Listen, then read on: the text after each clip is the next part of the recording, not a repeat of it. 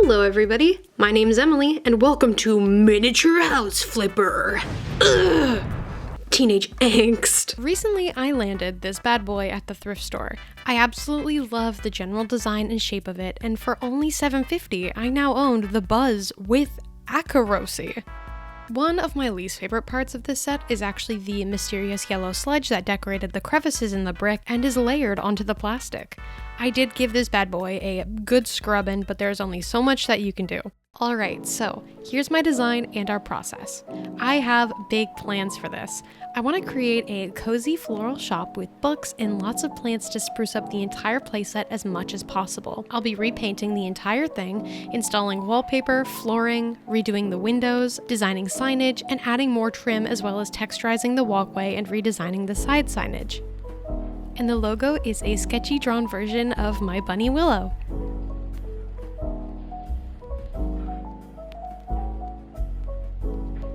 Alright, let's start with some prep by giving it a dust with a toothbrush and then battling to get the sticky tag off. Oh, you're gonna be one of those. Oh god, please don't. Oh, I'm gonna say. In my concept sketch, I have clear front windows so that I can decorate them, so we need to get rid of the muntins with a hot blade. Fun fact, I didn't know these were called muntins until now, so there you go. Be careful with using a hot blade because blade even when it's cold is sharp, so can you imagine if you heated it up? Lots of cutting and sawing during this process, but I had a vision for what I wanted and I wanted it real bad. Then I ended up sanding down any little bits that were left from cutting the plastic to make the window frame smooth. Then I repeated the process on the 3 front windows as well as the door. I also needed to find a way to get the general store title that was on the front that is very much visible off the top. So I went at it with my nail drill for quite some time and successfully shaved it all down. I didn't really realize how long the phrase general store was until I had to shave it down letter by letter. One of these little metal guys would work great as a doorknob. I cut the back part off and stuck it on using epoxy putty. I used the rest of the clay to fill all the little holes in the set.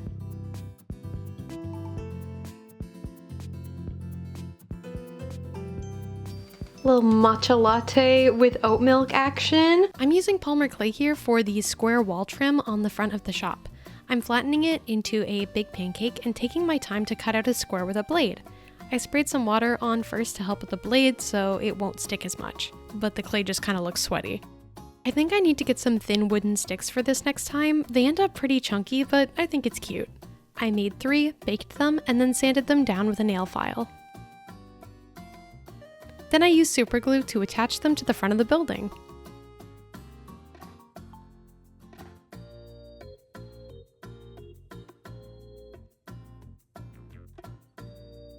And with that, we can work on the first coat of paint.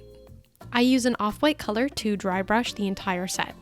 If I were to water down my paint and start painting the first layers now, it would slide right off because of how smooth the plastic is. So by using this dry brush technique, it gives it a bit of grit before we get into those beautiful smooth layers later on. If you're wondering why I bothered painting the bricks white, I am a little bit picky and felt that the white that they used was a bit too cool toned and wanted to warm it up a little bit. It also removes the gloss and makes the whole thing look cohesive since the whole thing will be painted anyway. A small interlude. Oh my god. Oh, this song got me so good. I need a minute. H-O-T-T-O-G-O. I think I may have just painted a hair into the baseboard. I'm giving it the old landlord special. I feel like because I said this is House Flipper that you deserve like progress videos. Like okay, wait. Oh. Hi. Oh, my camera. Hi, my name is Periwinkle and welcome to House Flipper. We're working on this 2-bedroom, 0 bath flower shop. My flipping partner, Bruce.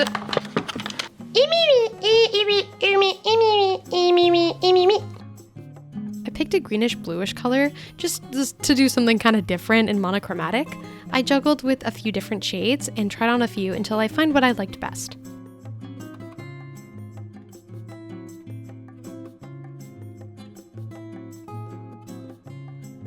My biggest inspiration for the design of the flower shop was actually a shop I visited in Savannah, Georgia this past December.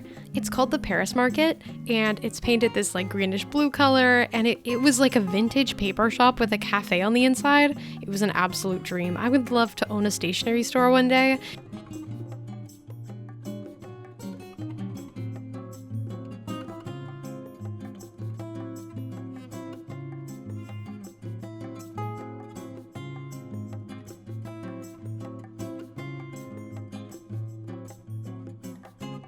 Crazy satisfying tape rip. Tape rip, tape rip, tape rip. Don't mind if I do. Oh, you know. The paint seeped through underneath nonetheless, so that led to a lot of scraping and rubbing and wiping to get the paint off them rocks. I took some wooden stir sticks to turn them into trim on the inside of the windows because I wanted them to match the outside windows, and the trim that they had was skinny! I wanted to try cutting them on a diagonal because I thought that'd be the best way to piece them together. The stir sticks vary in sizes, so they didn't really match up. I ended up just doing straight lines and painting them all black to match the trim I did on the outside. And while those dried, I painted the gold accent on the sign and the doorknob.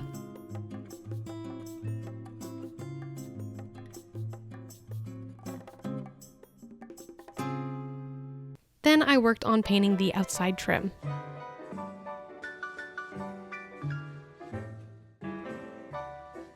I painted all the wood accents a light brown to kind of mimic a light oak color.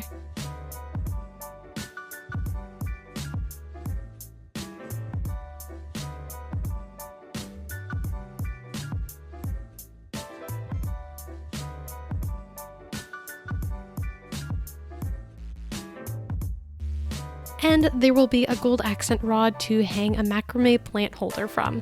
I needed to utilize this odd opening space to the side, so this will hopefully help fill the space. For the windows, I'll be using some scrap plastic I've been saving from my LPS packs. This stuff is absolute gold. It looks like I'm just holding nothing. I'm like, look at everything that I made. To make the text on the windows, I started out by making templates of how I wanted them to look. I drew little arches to mimic the angles I wanted them at so that they'd stay consistent.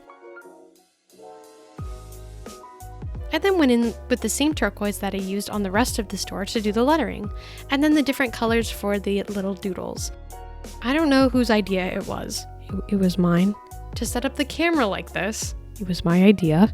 Because you can't see anything I'm painting. It was my fault. For the door design, I taped the plastic onto my phone to trace.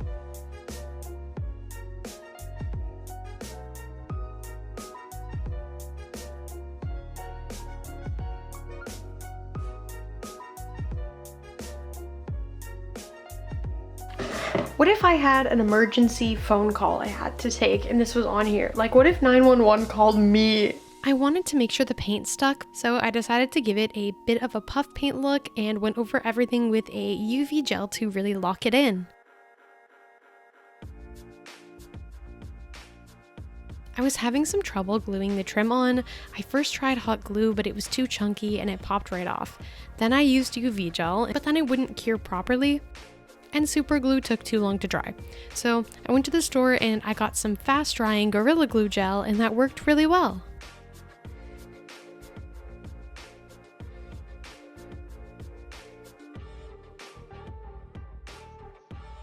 To get the wallpaper the perfect size for the wall, I did some general measurements and mimicked it onto a piece of computer paper to get the exact measurements.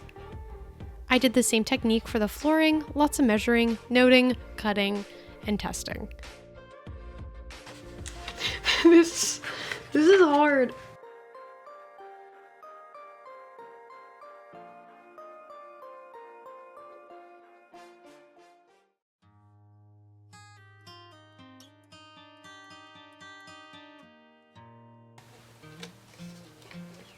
Okay, so first of all, it's so cute. I'm gonna be using some double-sided tape for this because I don't want any glue to seep into the paper.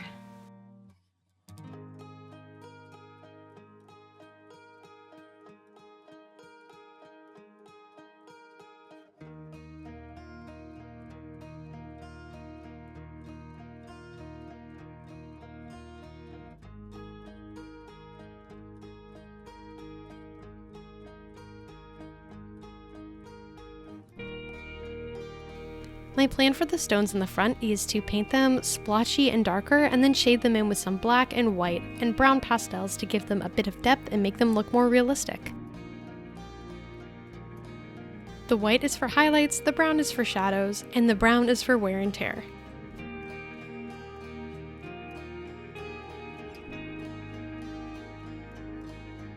This is where I'll be hanging the macrame plant. I'm super gluing a support beam onto one side with a rod in between.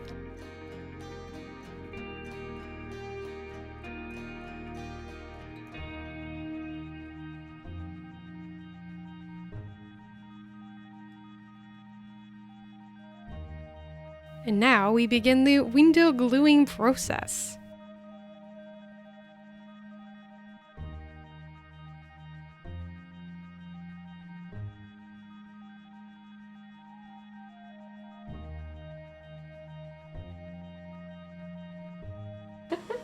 Oh my god, stop! That looks so cute!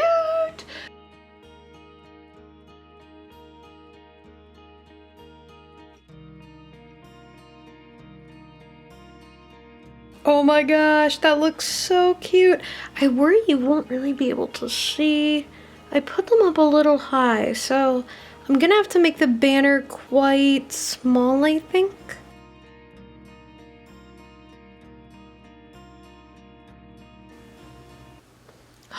What if that was like a clock? Oh no. This needs to be a clock, doesn't it?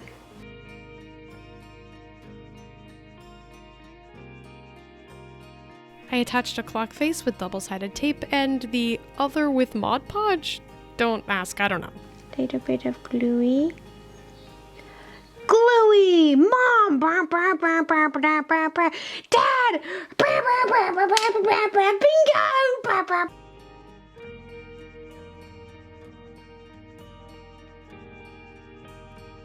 I spent some time super gluing all the trim together for the windows and then glued them onto the wall.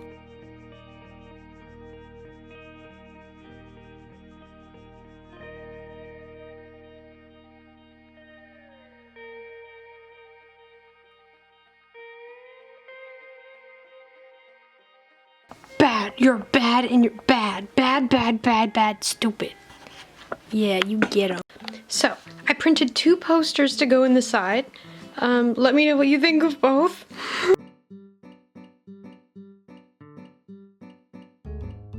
Oh, we're advertising our beautiful new flower shop.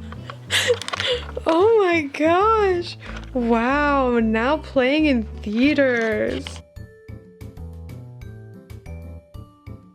Next, we try to make our macrame plant. I started by tying 2 strands of string onto one middle string and then braiding it down the line.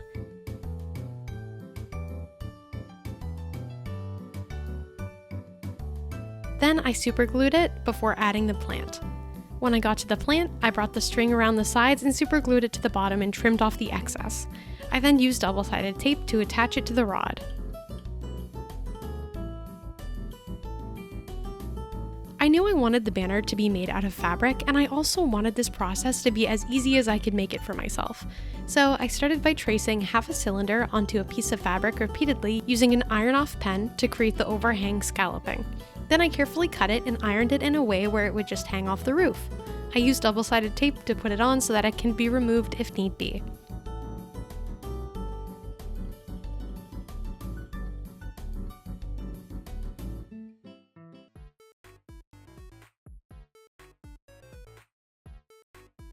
I should have done this before the window stage, but I'm using matte Mod Podge, watered down, to seal the entire set. I might invest in some Mod Podge spray because I found this to be a little bit streaky, even with the water.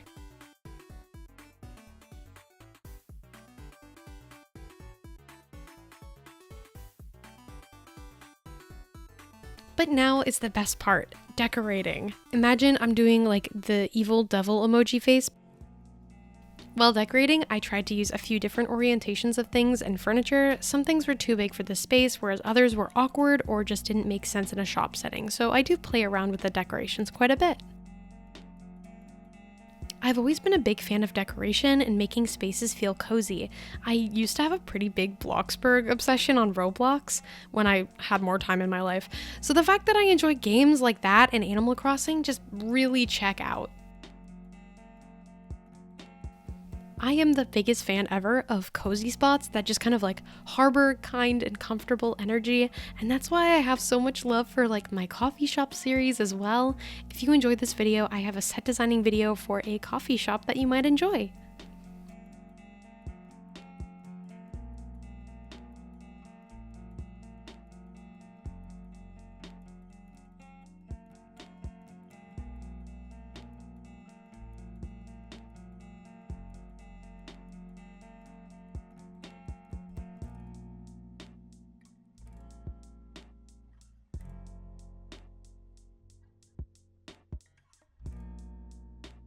Thank you so much for watching today's video.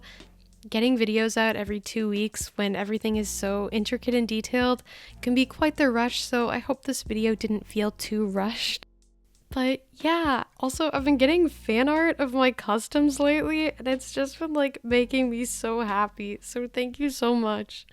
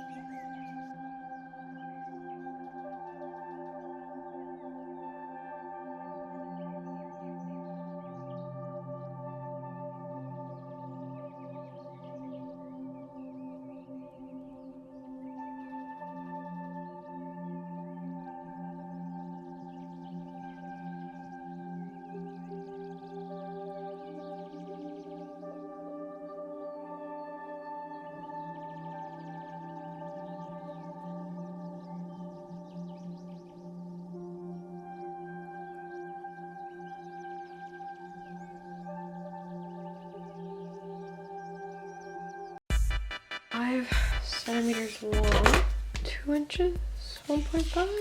If I don't get this one right, I'm not even gonna try again. Hey Siri, was that a thunderstorm? You'll need to unlock your iPhone first. Oh, whatever. Like a little. Yeah, so that needs to fold into. No. I know with this stuff you can't really just like guess or like not use a ruler. This is Minecraft PE Light.